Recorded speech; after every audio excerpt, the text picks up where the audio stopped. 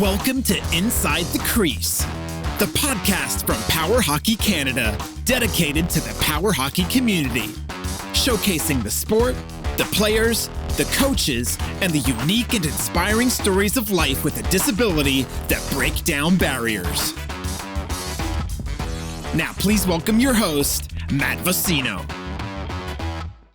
All right, hey everybody, I am Matt Vocino, your host of Inside The Crease, a podcast started by PowerHockey Canada that's going to dive into the sport and get you really excited about power hockey in Canada and North America. Joining me today is Meghan Hines, the Vice President of PowerHockey Canada. Meghan, how are you doing this evening? Pretty good. How about you? Doing pretty great. Just enjoying the nice weather that we've been fortunate to have in Toronto. I know, it feels like summer. It's pretty crazy, and I'll take it. Yeah, me too. As I'll take the sun as long as we can. I'm not looking forward to the winter, that's for sure, and having to hibernate for a few months. So let's get right into it. Can you give our listeners a little bit of a description of what power hockey is? Yeah, so power hockey, in its essence, it's ice hockey with kind of rule-wise, with some variation on the rules, but all of our players play on a wood floor, or the wood gymnasium floor, and everyone plays in a wheelchair, a power wheelchair. There's varying abilities. It's probably one of the more inclusive sports from that perspective, given that you can have players who have like full upper body strength, stick handle, crossbody, reach the ball, that kind of thing. But then you have a lot of players like myself who have muscular dystrophy or kind of more progressive disabilities that have limited to no upper body strength. And so either fully attach or stick to their chair or partially attach. And the one great thing about the sport as well is no matter what your ability, everyone has a role and a valued role on the team as well. So yeah, I think that's an interesting point. I'd have to agree. It's probably one of the most inclusive pair sports that are out there because, like you said, teams are consisted of players with varying degrees of ability. So I think that's huge. So Obviously, power hockey has been around for years, but in 2018, you along with some other people founded PowerHockey Canada. So can you tell me a little bit about the impetus of this program and sort of why you felt it was important to establish PowerHockey Canada? Yeah, absolutely. So we, a group of us had the opportunity to go to the 2018 World Cup in Italy and really saw how, far ahead a lot of the European leagues were and that kind of thing. And so that was really the impetus for us starting PowerHockey Canada. It was an idea that we had for a long time, and it was kind of the catalyst, like I said, to push us forward. Our goal is we want to be, as Canada is, a hockey nation and a power hockey nation. So that's really pushed us. And we've, in the past year and a half, almost 2 years we've been around, it's kind of amazing to see all the success we've had, both nationally and internationally. And I'm super excited kind of for what's to come as well. Yeah, at PowerHockey Canada, it's only really in its infancy, 2 years now. But looking to the future, what are your goals and expectations for PowerHockey Canada and just the sport of power hockey in general? Yeah, I think a couple of things. So one of the big focuses is growing the sport nationally, so across Canada, getting more power hockey programs up and running in every province because it's a sport, like we talked about before, that's so inclusive. And so, definitely a lot of areas could have a program going and kind of have people benefit from that. So I think that's kind of the first thing nationally. Really also just getting awareness out of the sport. One of the big things that I find in playing is that a lot of time when I say I play power hockey, everyone's like, oh yeah, sledge hockey. And I'm like, no, it's very different kind of thing. So really just kind of getting the word out there, the awareness of the sport, which will, I think, in turn help for getting more, programs up and running, players participating in the sport, that kind of thing. So that's kind of on the national side. On the flip side as well, looking on the international side of things, really trying to get more involved in international competition, grow that high performance training program to help, prepare our athletes for that next level of competition so that, when we do get invited as Team Canada for, the World Cup or whatever competition it may be, then our athletes are prepared to represent Canada on the world stage and, dominate like Canada does in hockey. No, for sure. I think growing sort of the game in Canada, but also overseas is a huge thing. And I think, like you said, if we are able to find success internationally, that in turn will also help the sport of power hockey get lots of recognition in our own country. going back to, you mentioned in 2018 you represented Canada at the World Championship. What was that like for you? You've been playing the game for a long time, but what was that like to put on the Canadian jersey and represent your country overseas? Yeah, I think it was really surreal. Like, it's not something that a lot of people have the opportunity to do, and so certainly did not take it for granted being able to represent Canada on the world stage, play amongst so many amazing pair athletes, from around the world. And so I think we're just, yeah, something that not a lot of people get the opportunity to do. So definitely, took that and kind of valued that. And it was really great, for the sport, given that rules are a bit different on the international side of things. The goal of going to that tournament was really learning from the international, learning the rules, creating those relationships as well. And so I think having that camaraderie within our Team Canada, but also being able to kind of meet other people who play kind of and share the same love for the sport that I do from around the world, and I've had the opportunity to stay in touch with a lot of those players from European countries, Belgium, Australia, Italy, all that kind of thing. So it's something that I'll cherish and has really stayed with me for like even 2 years later. No, for sure, relationships that you built there have lasted for a lifetime and will be, I think, important for growing the game moving forward. I just want to touch on something that you mentioned, how you said that there's sort of a different set of rules in the European style of power hockey versus, I guess, the more, I don't want to say hockey, but the more traditional sense that is played in Canada and the United States. So for our listeners, could you sort of give us an insight of what some of those major differences are from the North American game and the European style of play? Yeah, I would say probably a couple key things. One, so in power hockey in Canada or North America, one of the big things being able to flip the ball. So, if you're stuck in a corner, don't really know what to do, then kind of the level 1, level 2 players can really just flip it out, hope for the best, hope it kind of gets out of our end in the defensive side. So it's kind of probably one of its biggest rules, that the ball can only go about a foot high. The nets as well are only about a foot high and quite wide compared to our nets. So it's a lot more low shots, and which I think really adds to the skill level of the game as well, in a different way, in the sense of like having to keep the ball low and figure out how to stick in or get out of a lot of the difficult situations.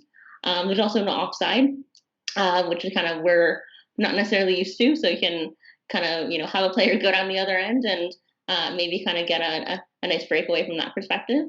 And then I think one of the biggest things as well is within North America, all our players have to play in their everyday chairs, purposely from the perspective of making sure that, having a sports chair, which is more advanced in terms of the way it kind of, turn, the speed, that kind of thing, because they're probably $10,000-$20,000. So people have to play in their everyday chairs. So it's not a financial barrier to play in the sport.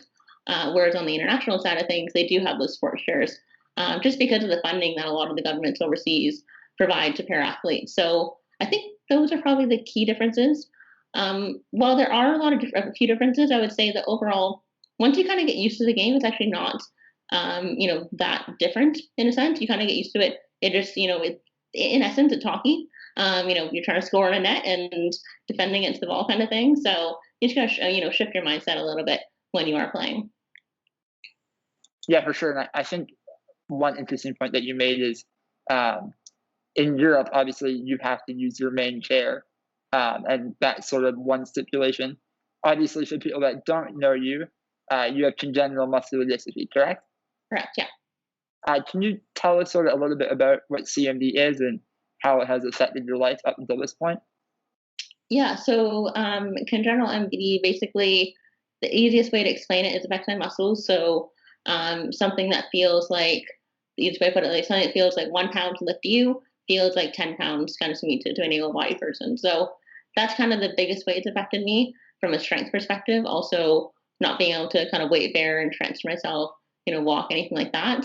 Also, from a respiratory perspective, I do use a ventilator because I don't have the greatest lungs. So it also kind of affects me, from just like being able to breathe as deeply and that kind of thing, like others without MD. But congenital MD is one that doesn't necessarily progress like other forms of MD. I would say, I started walking when I was about 3, started using a wheelchair when I was 6, kind of lost some of my strength, but it's been pretty stable since I was like about 14, 15 years old, compared to other forms of MD. No, and I actually have congenital muscular dystrophy myself, so I can totally relate and understand exactly what you're coming from and what you're explaining. One thing that I found interesting was you talked about this sort of your physical strength and not being able to lift certain things.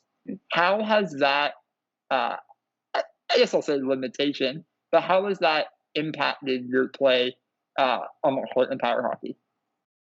I think sometimes it's actually beneficial in the sense that, I learned how to use my chair more so, especially.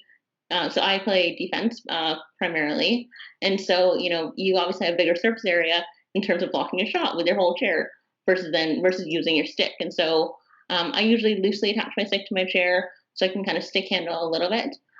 What I find sometimes though, in watching other players who do have the upper body strength, is they're more reliant on the stick themselves. So I think it's a different style of play. Obviously, everyone has value to the game, like we chatted about, but being able to learn how to use my chair, the awareness of kind of getting in there and not necessarily just relying on my stick, because I know I'm not going to win a stick battle at all. So kind of learn to strategically be able to sit on the ball until a level 2 or level 1 player can come help me out and kind of block it from that perspective.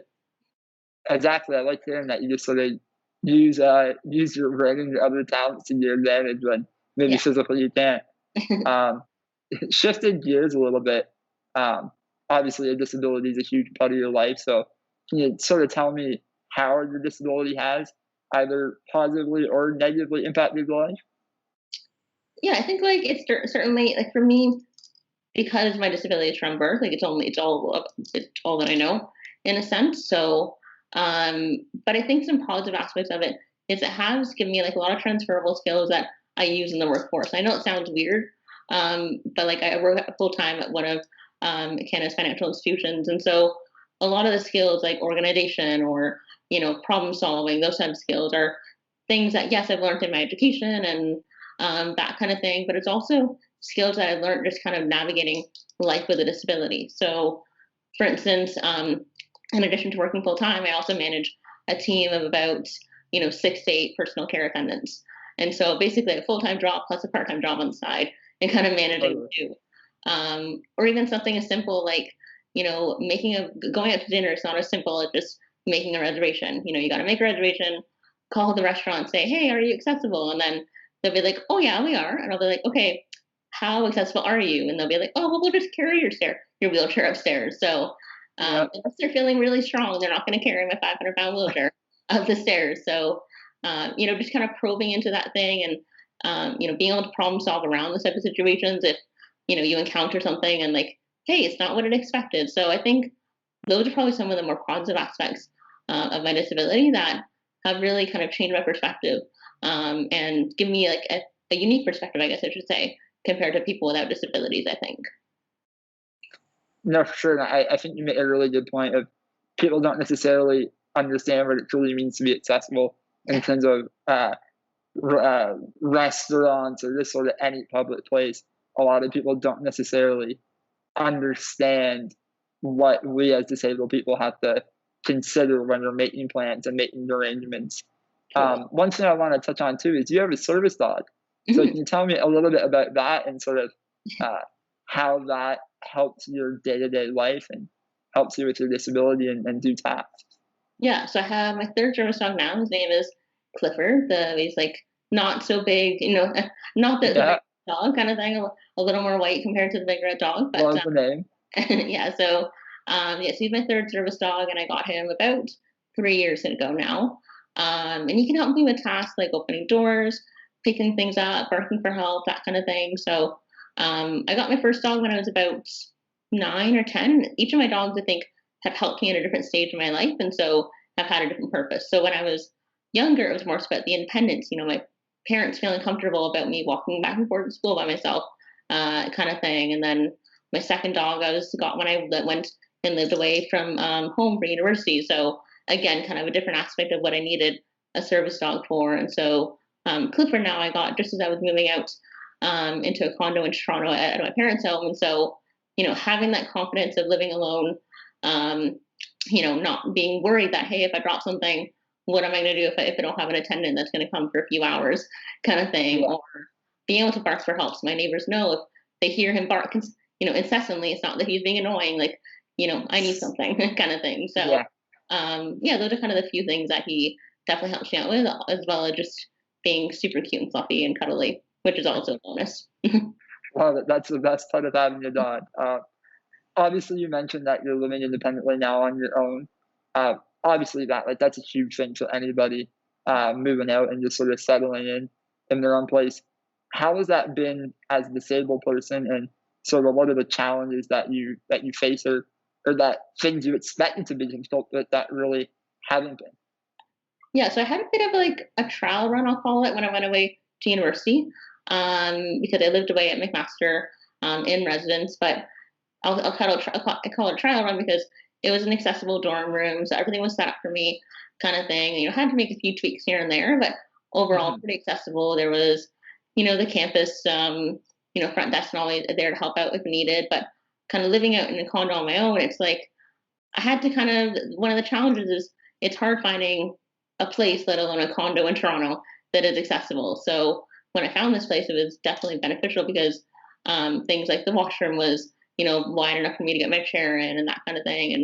And but I think it's been challenging, kind of having to navigate and maybe make things more accessible and that kind of thing. It's something that I definitely value being able to do, and not a lot of people, or not everyone with a disability has that ability. So being able to do that has definitely been beneficial and something that I valued for sure.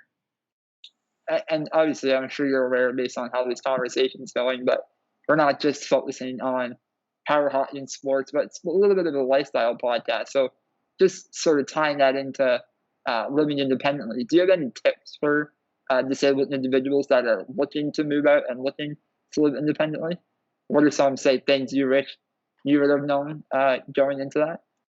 Yeah, I think it's about kind of, I don't think anyone really ever finds a place that's absolutely perfect. So I think kind of going back to that problem solving side of things that we chatted about earlier, like a little bit of that in terms of, trying to find a place that fits most of the needs, and how can you kind of change things where needed. So when I got my place, for instance, there was a really weird design where like the door in the bedroom opened up into the bathroom, and it just made no sense. So having to put a sliding door there instead, or but I also find like for me having somewhere that's really close to a grocery store, drugstore, that kind of thing, has also been beneficial. Just having again more of the independence, being able to walk and grab something, for dinner if I was lazy and didn't put something else out before I left for work, kind of thing. So things like that, I think.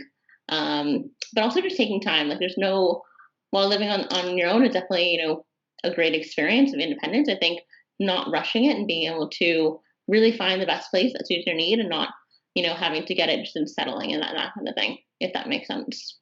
No, it makes complete sense. Sort of piggybacking on the idea of rushing into things. Obviously, you've been a veteran of the power hockey game for 20 plus years now, but looking back as a kid, were you always interested in sports? Were there other pair of sports that you tried before you found power hockey? Yeah, I was pretty active when I was a kid. My kind of growing up, my parents instilled the philosophy in me, and I kind of have held it ever since, that I can do anything I want to. I just might do it a bit differently. That's kind of been my, I don't want to say motto, but kind of the way I've lived my life. And so, when I was younger, I did skating because my sister was a figure skater, so why not, kind of thing. Or used to downhill ski. I've been horseback riding, all that kind of thing. Used to play gym class, playing soccer, that kind of thing. But I think once I found power hockey when I was about 9 or 10 years old, I think it's one that, because of all the reasons we chatted about it being inclusive, one, the sport that you can really grow with you as well as your disability may progress. It's one that really, I stuck with, I guess you could say. And so for all those reasons, and also just like the social aspect as well. I think that's something, we focus a lot on the game itself and the sport, but the social aspect is something that I think really helped me throughout my life, especially, as I moved into the senior league, kind of playing with older players, having that, peer mentorship aspect, having players that, had gone away to university or gone away to college or lived on their own, whatever it may be, and kind of saying, hey, like, how did he do that? Or being able to just see that and saying, hey, like, yeah, I can do that. Why can't they? If they can do it, so can I, type thing. So I think that's kind of why I ended up sticking with the sport. On top of all the amazing opportunities it's given me to, travel nationally and internationally and have the privilege of representing Toronto and Canada at different tournaments. So one I'm kind of glad I stuck with for all those reasons for sure. Yeah, and I like that you talked about the idea of sort of they can do that. Why can't I?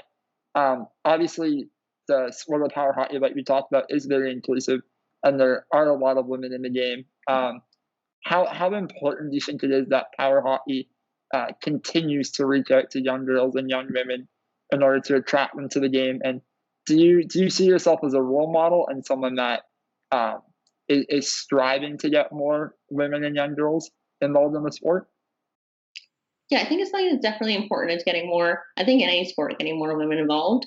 I wouldn't necessarily call myself a role model, but someone that I definitely want to be there. And kind of like when I was younger and saw, older players, playing, I want to hopefully kind of be that for someone else and kind of say, hey, if I can do it, then why can't they, in the sense. I think it is really important, like I said, to have girls and women involved in sport and power hockey as well. On our, in most times, kind of I'm one of 2, 3, women on this team. But I think that should be 50-50, if not more.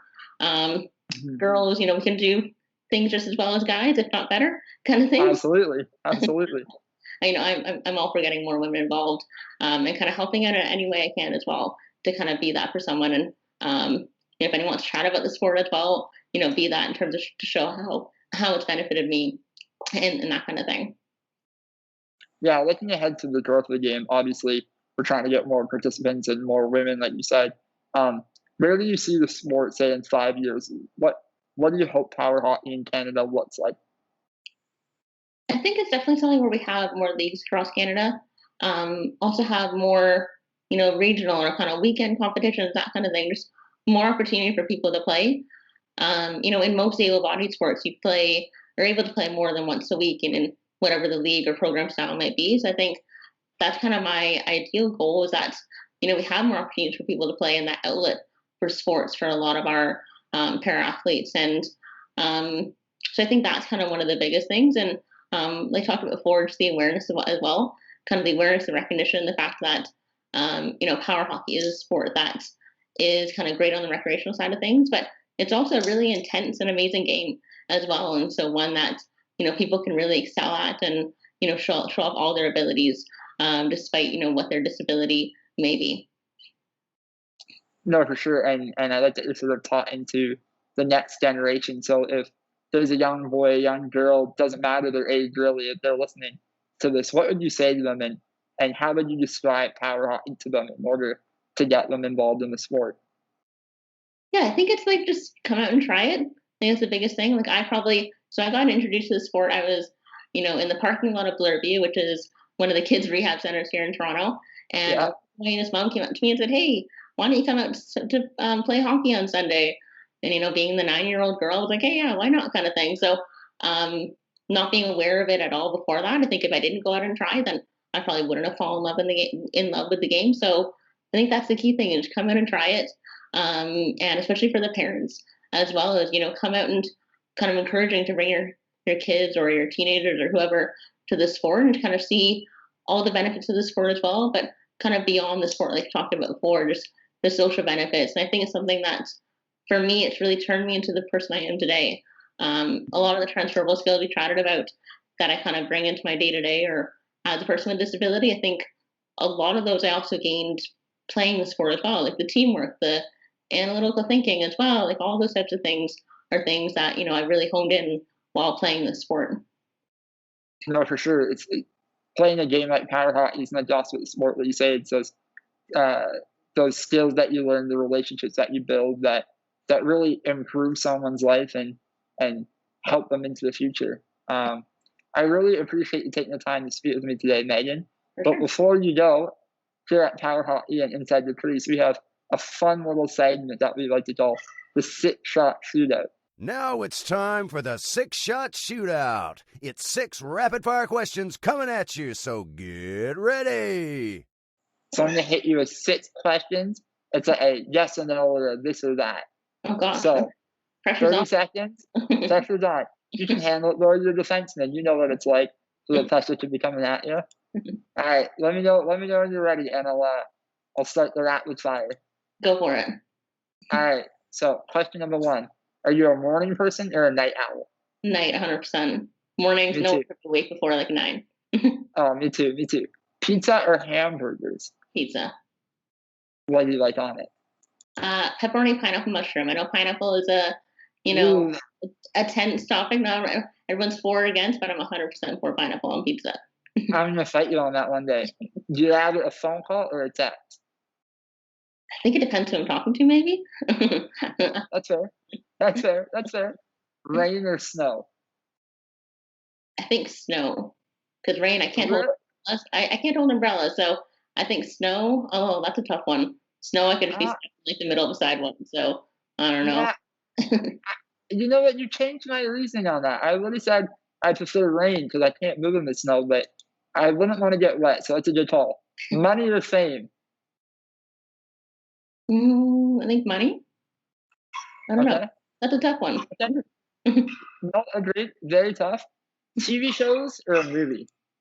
TV shows. I'd much rather be able to binge watch like a good, especially now in COVID, have a good like 7-season show to binge watch, but to take up more time. What are you watching these days? Just finished Sons of Anarchy, which was pretty good and addicting. Good show. Also, Animal Kingdom was really good, and Queen of the South was good too. So, you hear that, listeners? 3 shows that Megan's doing this. Finish them. Anyways, Meg, really appreciate you taking the time to speak with me today. Any parting shots or parting words for our audience? No, I don't think so. Thank you so much for having me. It's been a great conversation, and if anyone's interested in kind of learning more about kind of power hockey, the sport, feel free to reach out. Happy to chat, and kind of would love to get more people involved anyway. Kind of player, volunteer, fan, whatever it may be. So. Awesome. Well, thanks, Megan, for joining us on our first episode of Inside the Crease. Thanks so much. Have a good night. Thank you for joining us on Inside the Crease, the podcast dedicated to the power hockey community. If you enjoyed today's show, please like, subscribe, and tell a friend. Visit our website at InsideTheCrease.com and follow us on social media at Inside Crease.